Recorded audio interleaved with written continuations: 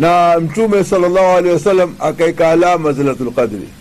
Alama ya kwanza, usiku wake hauwi na baridi, hauwi na joto, hauwi na upepo, utaona umetulia.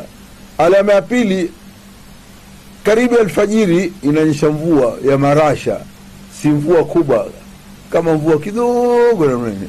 Alama ya tatu, jua linatoka na masikitiko siku ile, tunaona kama jua nyonge. Alama ya nne, maji ya bahari yanakuwa kidogo tamu kuliko siku zote. Hizi ziko alama na nyingi ambazo kwamba zimetajwa na Al-Hafidh bin Hajar Al-Asqalani na ulama wamezieleza. Lailatul Qadri tena siku yake ntalika, hauna kitu chochote cha matatizo, utaona nzuri. Kisha baada yake Lailatul Qadri inapita dunia mzima, lakini wanaoona ni watu wema peke yao. Wale wabaya hawana Lailatul Qadri.